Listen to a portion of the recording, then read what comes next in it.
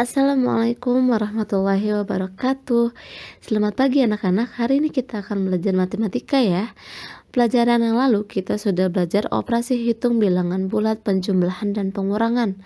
Nah, hari ini kita akan belajar operasi hitung bilangan bulat, perkalian, pembagian, dan campuran. Ayo kita tetap semangat, siapkan alat tulis kalian ya. Ingat, untuk pelajaran matematika, Ibu mengkhususkan untuk selalu menggunakan pensil dalam pengerjaannya, agar jika salah, buku tidak kotor dengan tip X. Yuk kita mulai pembelajaran hari ini. Nah, yang pertama ada perkalian. Seperti yang sudah kalian ketahui, perkalian itu merupakan bentuk lain dari penjumlahan berulang.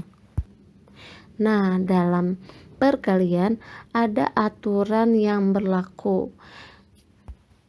Yang pertama, jika A dan B bertanda positif, maka hasilnya positif. Nah, positif dikali positif sama dengan positif. Yang kedua ada jika A positif dan B negatif, maka hasilnya pasti negatif. Lalu yang ketiga ada A negatif dan B positif, maka hasilnya negatif. Nah, untuk yang ketiga ini balikannya ya dari yang kedua. Jika tadi A-nya positif, sekarang A-nya negatif. Lalu yang terakhir ada jika A dan B bertanda negatif, maka hasilnya positif. Nah, dari aturan-aturan tersebut, kita dapat menyimpulkan bahwa perkalian dengan tanda yang sama akan selalu menghasilkan nilai yang positif. Tetapi, jika perkalian dengan tanda yang berbeda, maka akan selalu menghasilkan hasil yang negatif. Agar lebih jelasnya, mari kita lihat contoh berikut ini.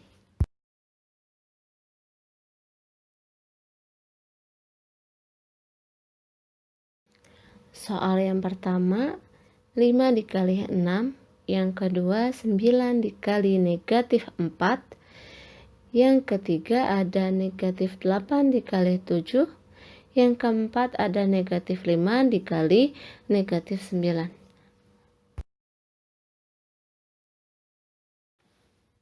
Nah, untuk soal yang pertama ada 5 dikali 6. Berapa 5 kali 6? Ayo. Iya, benar sekali. 30. Nah, untuk tandanya itu berarti positif. Karena 5-nya itu positif dan 6-nya itu positif.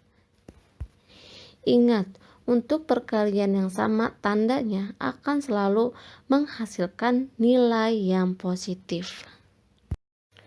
Nah, untuk yang nomor 2, di sini kita bisa lihat 9 dikali negatif 4. Pasti kalian sudah bisa nebak bahwa hasil dari 9 kali negatif 4 itu menghasilkan, iya, benar sekali, akan menghasilkan bilangan bulat negatif. Kita bisa tulis seperti ini ya. Kita keluarkan negatifnya, lalu kita fokus kepada 9 dikali 4-nya. 9 kali 4 berapa? Ayo. Ya, 36. Nah, karena ada nih tanda negatifnya, maka 36 tersebut kita tambahkan negatifnya. Berarti menjadi negatif 36, seperti itu ya. Nah, yang ketiga sama ya, sama yang kedua. Di sini ada perbedaan tanda. Tapi di sini bedanya yang depannya nih yang ada tanda negatifnya. Di sini ada negatif 8 dikali 7. Nah, sekarang kita fokus kepada 8 dikali 7-nya nih. 8 kali 7 berapa? Ayo. Iya, benar, 56. Nah, karena ada tandanya, tanda negatifnya, berarti jadi negatif 56, seperti itu ya. Dan untuk yang terakhir, contoh yang terakhir ada negatif ketemu negatif. Wah, tandanya sama nih, berarti akan menghasilkan apa? Menghasilkan bilangan yang positif karena tandanya sama kan? Nah, kalian bisa tulis seperti ini. Nah, seperti ini ya. Ada negatifnya, kita keluarkan dulu. Kita fokus kepada 5 kali 9-nya dulu. 5 kali 9-nya berapa? Iya, 45. Nah, kita bisa tulis seperti ini. Ya, seperti itu ya. Karena min ketemu min, maka akan menjadi positif. Jadi negatif ketemu negatif 45 menghasilkan 45 saja ya. Nah, dari contoh ini semoga kalian tambah memahami ya bahwa hasil perkalian dua bilangan bulat yang bertanda sama akan menghasilkan bilangan positif. Lalu jika perkalian bilangan bulat yang berbeda, maka akan menghasilkan bilangan bulat yang negatif.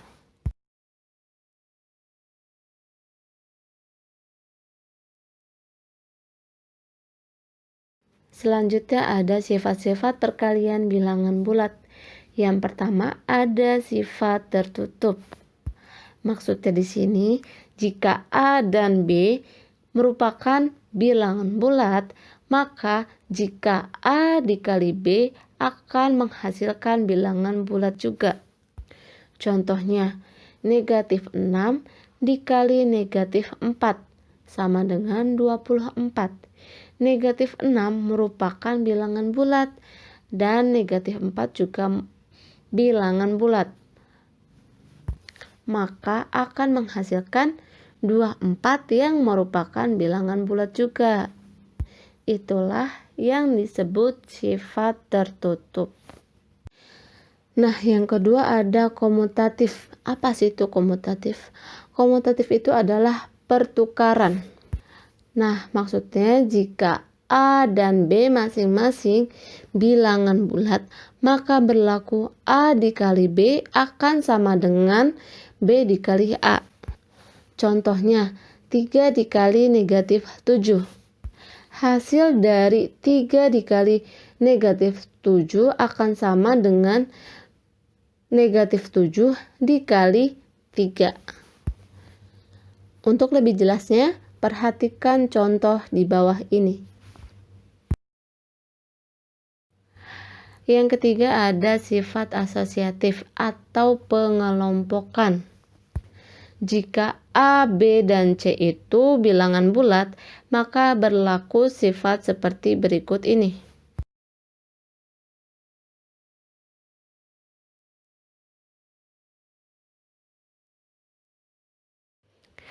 Nah, untuk sifat perkalian yang keempat ada sifat distributif. Apa sih itu distributif? Distributif adalah penyebaran. Untuk lebih jelasnya, kita langsung ke contoh ya. Yang pertama itu ada 5 dikali dalam kurung 6 ditambah 3. Yang kedua ada 5 dikali dalam kurung 6 dikurang 3.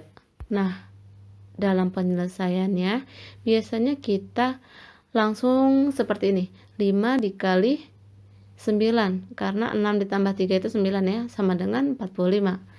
Untuk sifat distributif kita akan menjemarnya seperti ini. Nah, 5 dikali 6 ditambah karena tanda 6 ditambah 3-nya itu tambah, berarti di sini juga ditambah ya.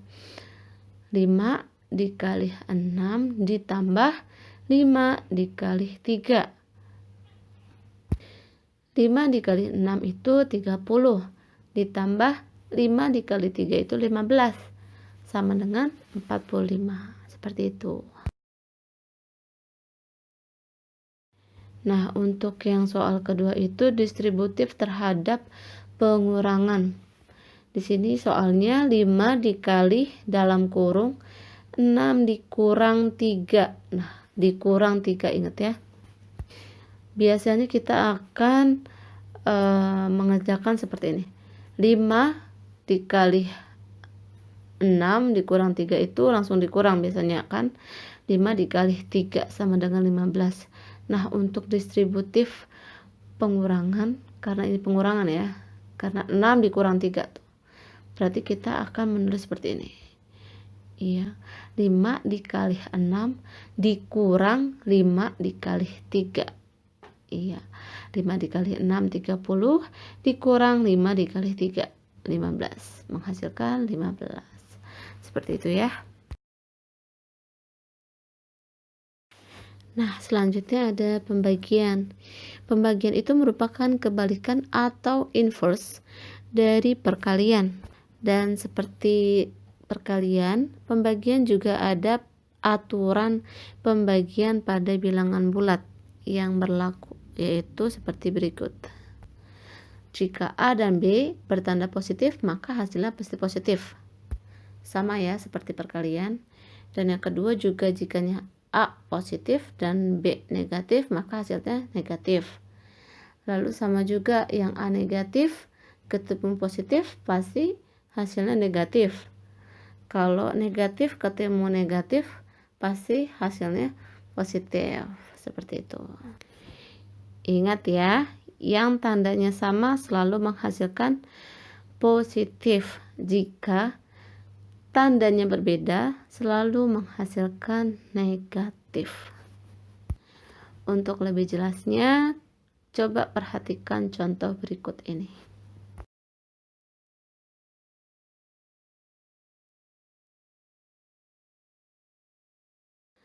Nah, contoh yang nomor 1 ada 72 dibagi 8. Lalu ada 60 dibagi negatif 15. Yang ketiga ada negatif 48 dibagi 6. Yang terakhir ada negatif 90 dibagi negatif 30. Masih sama seperti perkalian, di sini tandanya sama-sama positif, berarti kita hanya perlu membaginya. 72 dibagi 8, ayo berapa? Iya, benar sekali, 9. Karena sama-sama positif, maka hasilnya positif ya. Lalu yang kedua ada 60 dibagi negatif 15. Nah, kita tulis seperti ini. Lagi-lagi kita acuhkan dulu negatifnya, kita fokus ke 60 dibagi 15. Apa tuh? Berapa tuh? Ayo. Iya, 4. Benar sekali. Karena ada tandanya di depan, kita masukkan ke dalam 4-nya. Berarti negatif 4. Seperti itu. Pintar sekali anak-anakku. Nah, untuk nomor 3 ada negatif 48 dibagi 6. Nah, lagi-lagi kita harus mengacuhkan negatifnya. Kita fokus ke 48 dibagi 6. Berapa? Iya, benar, 8. Karena ada tandanya tadi negatif, si 48-nya berarti kita harus tambahkan 8-nya itu menjadi negatif. Jadi hasilnya adalah negatif 8. Nah, yang terakhir ini karena tandanya sama-sama negatif, maka nanti hasilnya pasti apa? Iya, benar sekali. Pasti hasilnya positif karena tandanya sama ya. Kita bisa nulis seperti ini ya. Negatifnya lagi-lagi kita singkirkan dulu. Kita fokus ke 90 dibagi 30. Berapa? Ayo. Iya, benar sekali. 3 ya. Karena ada negatifnya, kita tambahkan seperti ini. Negatif ketemu negatif sama dengan positif. Berarti jadinya 3. Ya, seperti itu. Nah, perlu diingat lagi ya, hasil pembagian bilangan bulat yang bertanda sama akan menghasilkan bilangan positif. Nah, jika hasil pembagian bilangan bulat yang tidak sama tanda atau berbeda nih tandanya akan menghasilkan bilangan yang negatif. Seperti itu ya.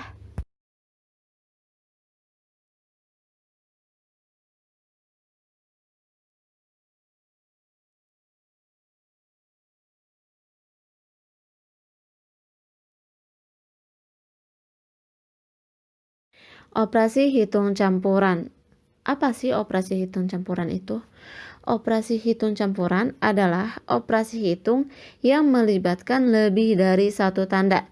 Misalnya dalam satu soal itu ada 3 tanda, misalnya gini. Ada pembagian, ada pengurangan, ada perkalian. Seperti itu.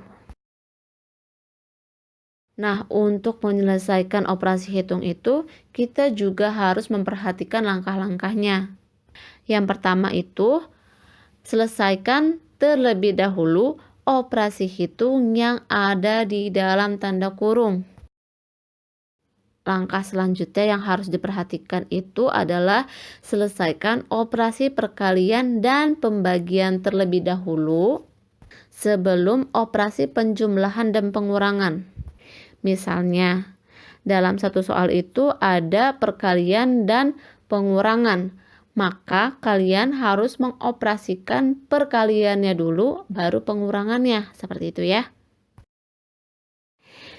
Yang ketiga ada jika ditemui 2 tanda operasi yang setara berturut-turut, selesaikan tanda operasi yang ditemui terlebih dahulu. Misalnya dengan perkalian dan pembagian. Kalian selesaikan dulu perkaliannya, baru dibagi. Atau misalnya penjumlahan dengan pengurangan. Kalian jumlahin dulu, lalu setelah itu baru dikurangkan, seperti itu. Untuk lebih jelasnya, yuk kita langsung ke contoh saja. Nah, contoh yang pertama itu ada 32 ditambah dalam kurung 36 dibagi 6 dikurang 5. Nah, di sini tuh ada yang tanda kurung. Berarti apa? Berarti kita harus mengerjakan yang di dalam kurung dulu. Nah, kita tulis 32-nya ditambah 36 dibagi 6 berapa? 6. Ya, maka kita tulis 6 dan dikurang 5. Maka hasilnya 33. Seperti itu. Lalu yang nomor 2 ada 168 dibagi 28 dikurang 6 ditambah 21. Nah, dari soal ini mana nih yang kita kerjain dulu? Iya, benar sekali. Pembagiannya dulu ya yang kita kerjain. Berarti 168 dibagi 28. Iya, berapa hasilnya? 6. Benar sekali, pinter. Lalu kita tulis min 6 ditambah 21 lagi, hasilnya berapa?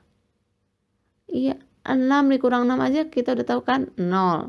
Ditambah 21, maka hasilnya 21, pinter.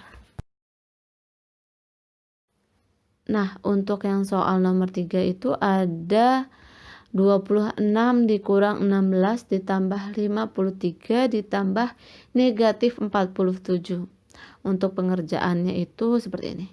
26 dikurang 16 itu berapa? 10, benar. Habis hasil itu kita tambahkan 53. Berarti tadi berapa? 10 ditambah 53. Hasilnya 63. Lalu kan kita udah punya 63. Di sini ada negatif 47. 63 ditambah negatif 47. Berarti negatif itu diapain? Dikurang ya. 63 dikurang 47 menghasilkan 16. Nah, maka soal nomor 3 itu hasilnya 16.